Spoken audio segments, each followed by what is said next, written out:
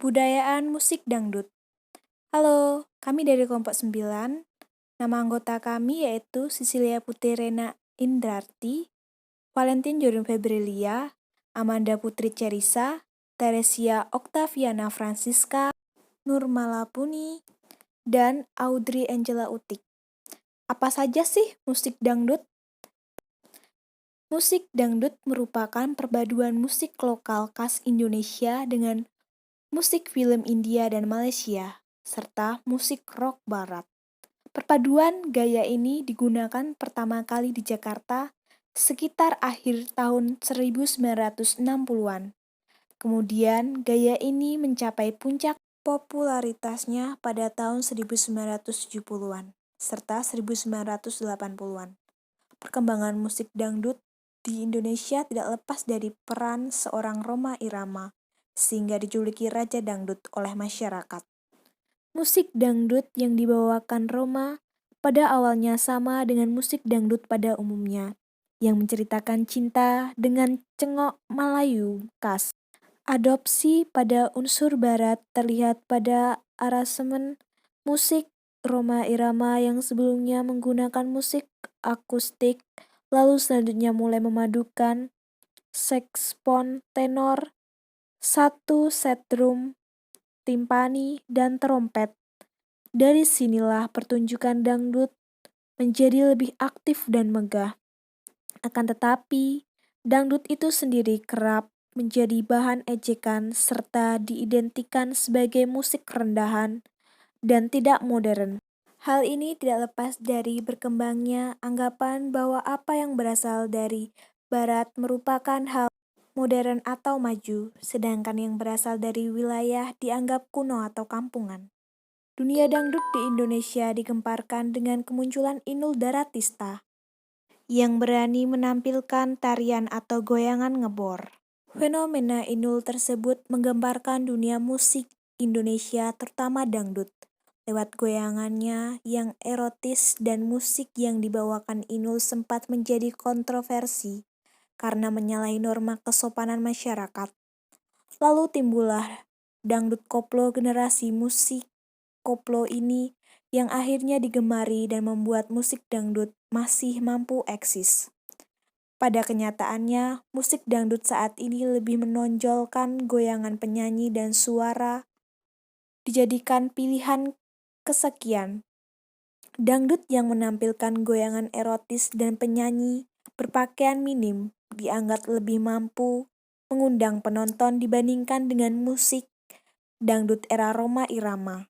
Pergeseran makna musik dangdut yang awalnya sebuah pertunjukan seni yang mencerminkan budaya bangsa Indonesia menjadi seni olah tubuh yang tidak jauh dari pornoaksi, membuat kekhawatiran sendiri masyarakat. Kekhawatiran tersebut akibat goyangan yang erotis bisa berpengaruh pada anak dan generasi muda yang menontonnya. Akibatnya angka kriminal dan asusila meningkat. Menonton dangdut tidaklah berbeda dengan menonton film porno. Permasalahan dan kurang peminat di era sekarang. Musik dangdut cenderung dianggap tidak modern.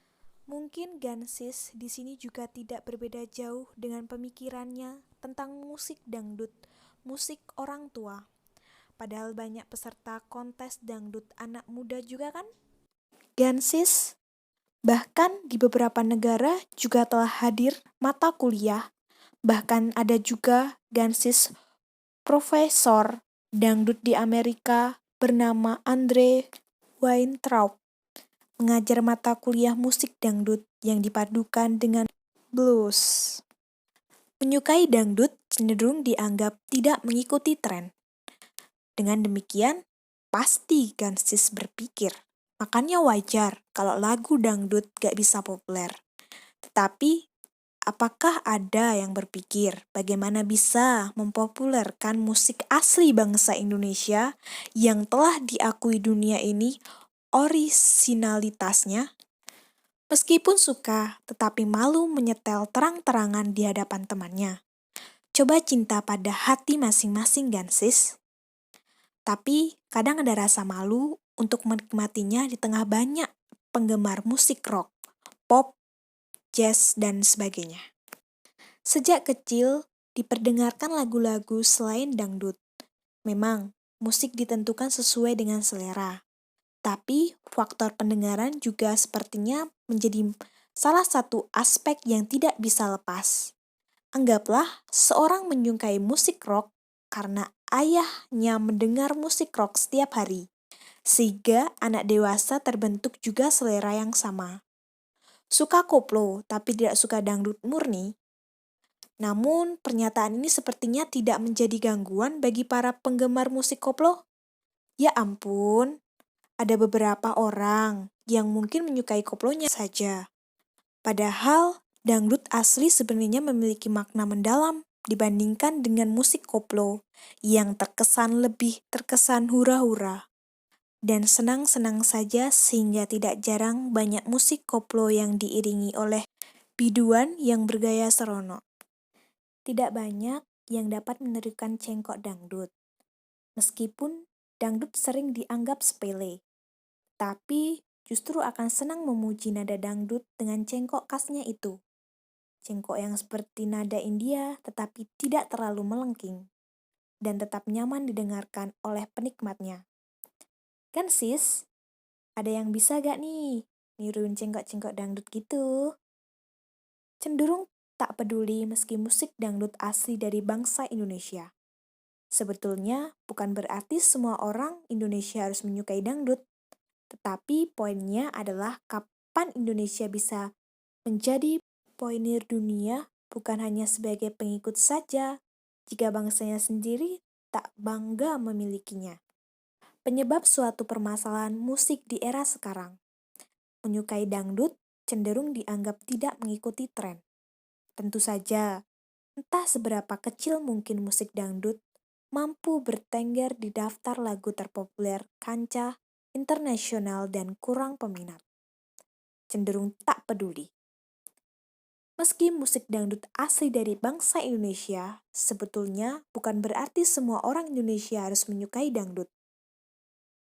Meskipun suka, tetapi malu menyetel terang-terangan di hadapan orang-orang. Tapi kadang ada rasa malu untuk menikmatinya di tengah banyak penggemar musik rock, pop, dan jazz. Musik dangdut cenderung dianggap tidak modern.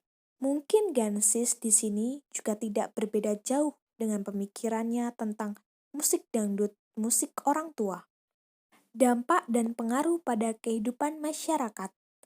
Dampak tersebut dapat dibagi menjadi dua bagian, yaitu dampak positif dan dampak negatif. A. Dampak positif dangdut. Beberapa lagu dangdut mempunyai makna atau mengandung pesan-pesan moral dan pendidikan. Lagu-lagu tersebut mengajarkan atau menasehati agar remaja tidak terlena oleh pengaruh buruk yang diakibatkan kemajuan teknologi. Banyak lagu dangdut yang bertema sosial dan mengangkat realita kehidupan ketika orang-orang terdiam dan tidak bisa berbuat apa-apa. Ketika melihat ketidakadilan dan ketidakmanusiaan yang tercipta mulai era tahun 70-an, hanya saja berbeda dengan di era modern ini. Banyak lirik lagu yang tidak pantas untuk dilontarkan seperti lagu Cita-Citata dan sebagainya.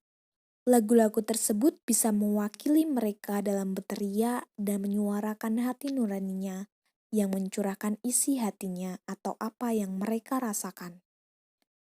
Kiat menyadarkan masyarakat, terutama generasi muda. Juga banyak dijumpai dalam lirik lagu dangdut yang mengangkat masalah perjudian yang semakin marak dalam berbagai bentuk. Contohnya lagu Rhoma Irama yang berjudul Judi.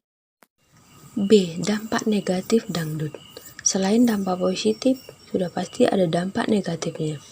Sesuai dengan tempat lahirnya, musik dan lagu dangdut memang tumbuh subur di kalangan masyarakat, membawakan inspirasi mereka, menyuarakan hati nuraninya yang mencurahkan isi hatinya atau apa yang mereka rasakan.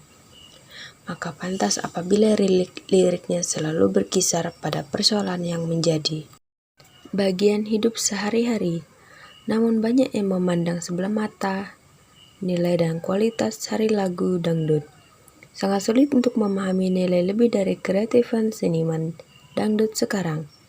Dampak negatifnya yaitu 1. Munculnya pola hidup atau kebiasaan untuk memburu tempat-tempat diketahui menggelar pertunjukan musik dangdut.